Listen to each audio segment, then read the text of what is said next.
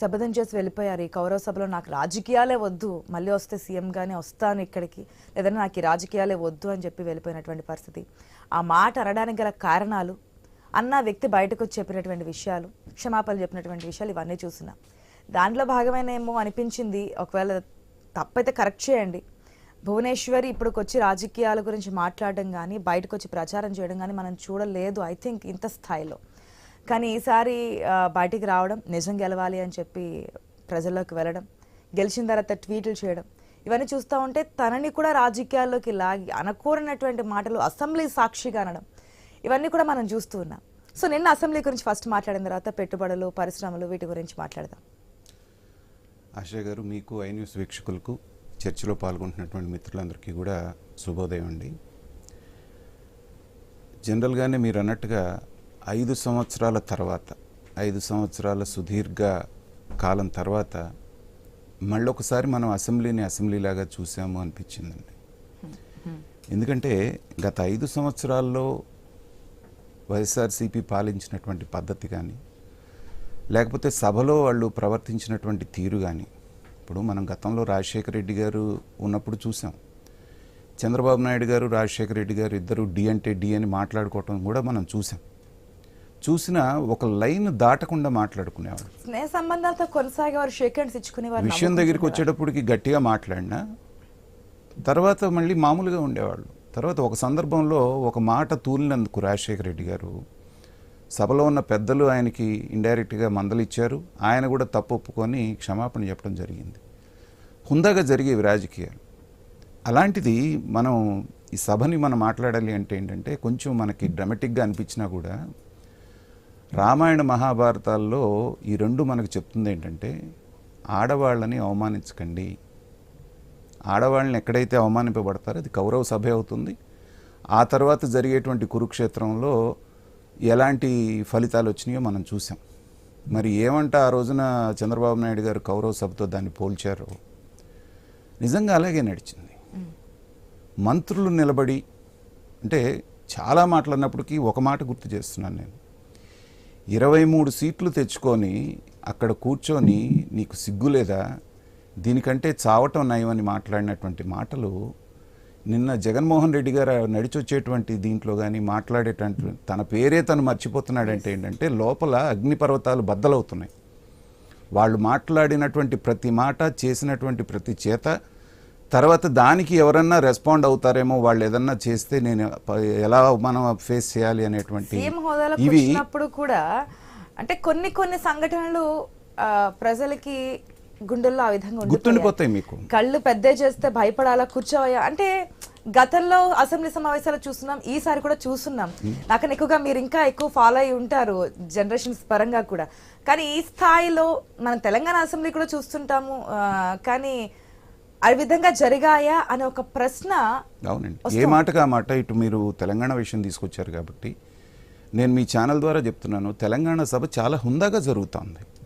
పరస్పరం గౌరవించుకోవటం, ఒక మాట అన్నప్పటికీ కూడా దాన్ని లైన్ దాటకుండా మాట్లాడటం, ఒకవేళ ఉంటే తప్పు సవరించుకోవటం. ఈవెన్ కేసీఆర్ గారు కూడా పలు సందర్భాల్లో జానారెడ్డి గారు లాంటి పెద్దలని చెప్పేసి ఆయన సంబోధించడం, వాళ్ళని గౌరవించడం అనేటువంటిది మనం చూసాం. కానీ ఇక్కడ ఈ మంత్రి ఆ మంత్రి అని లేదు, ఎన్ని రకాలుగా మాట్లాడాలి, ఎన్ని రకాలుగా. అసలు ఏమాత్రం రాజకీయాలతో సంబంధం లేని ఆవిడ గురించి ప్రస్తావన తీసుకురావటం అంటే, అసలు సభలో లేని సభ్యుడి గురించి మాట్లాడటం అనేది రూల్ ప్రకారం విరుద్ధం. అలాంటిది ఎన్ని రకాలు చేయాలో అన్ని రకాలు చేశారు. అది గతం.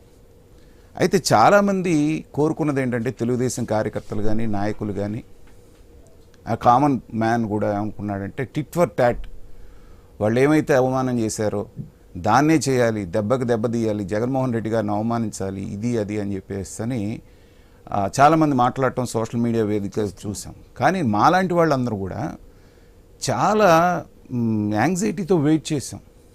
చంద్రబాబు నాయుడు గారు కూడా ఇలాంటి పాలిటిక్స్కే పాల్పడతారా, ఇంత అనుభవం ఉన్నటువంటి వ్యక్తి, ఇదే పరంపర చంద్రబాబు నాయుడు గారు కూడా కొనసాగిస్తే ఇది ఒక దుష్ట సాంప్రదాయంలాగా కంటిన్యూ అవుతుంది. కాబట్టి దీనికి ఆయన ఫుల్ స్టాప్ పెడతారేమోననేటువంటి ఎక్కడో ఆశ ఉండేది. కానీ నిన్న సభ చూసిన తర్వాత చాలా ఆనందంగా అనిపించింది. ఎందుకంటే మీరు ఎన్ని అవమానాలు పడ్డా, అవమానానికి అవమానం, మాటకు మాట, దెబ్బకు దెబ్బ తీస్తే ఏంటంటే ఇద్దరు సమానం అయిపోతారు. మీకున్న అనుభవం, మీకున్నటువంటి ఎక్స్పీరియన్స్, మీ వయసు అనేటువంటిది అక్కడ దీంట్లోకి రాదు. అయితే అంత చప్పచప్పగా ఉండటం, ఏమీ అనకపోవటం తెలుగుదేశం శ్రేణులు కొంతమందికి నచ్చకపోవచ్చు, కానీ సభ అలాగే జరగాలి. ఇవాళ జగన్మోహన్ రెడ్డి గారు కేవలం ఒక సాధారణ ఎమ్మెల్యే. ఇంకా కావాలి అంటే మాజీ ముఖ్యమంత్రి అనేటువంటి ఒక ట్యాగ్ ఉంది.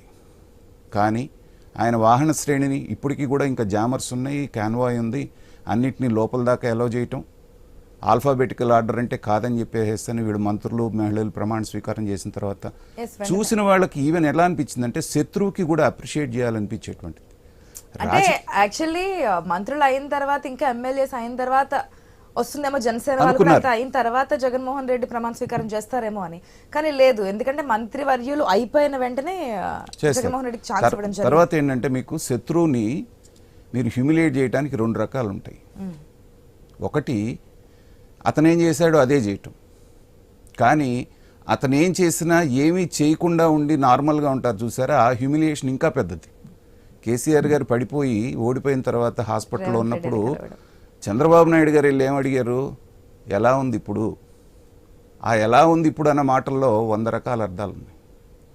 ఇవాళ అది కూడా జగన్మోహన్ రెడ్డి గారి విషయంలో కూడా చంద్రబాబు నాయుడు గారు హుందాగా ప్రవర్తిస్తుంటే ఎలా రెస్పాండ్ అవ్వాలో జగన్మోహన్ రెడ్డి గారికి అర్థం కావట్లేదు. ఇప్పుడు వాళ్ళందరూ ఎగతాళి చేశారనుకోండి, అది వేరే విషయం. ఓకే, బయటకు వచ్చిన తర్వాత మమ్మల్ని ఇది చేశారు.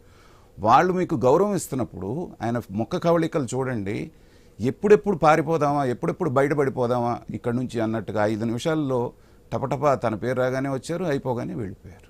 కాబట్టి అవతల ప్రత్యర్థిని మీరు దెబ్బలు కొట్టే లేకపోతే మాటలనే చేయాల్సిన పని లేదు. మీ మంచితనంతో కూడా అవతల వాడిని చంపేయచ్చు. వస్తారంటారా? ప్రమాణ స్వీకారం అయిపోయింది, అసలు ఘట్టం పూర్తయింది. 90% జగన్మోహన్ రెడ్డి గారిని ఇంకా మనం సభలో చూడలేము, 90%. కానీ ఒక ఛాన్స్ మాత్రం ఉంది. నెక్స్ట్ అసెంబ్లీ సెషన్ ఏదైతే ఉందో దానికి ఫుల్ స్ట్రెంగ్త్ తోటి వస్తారు.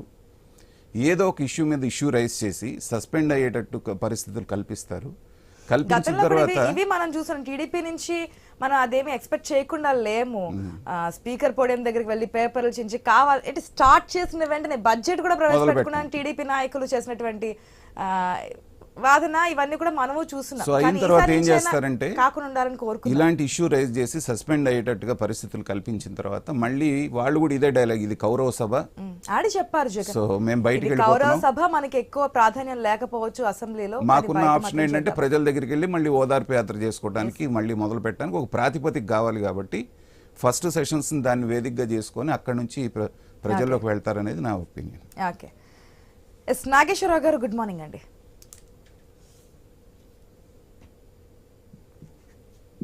హలో, మ్యూట్లో ఉంది సార్, ప్లీజ్ అన్మ్యూట్ చేసి మాట్లాడండి.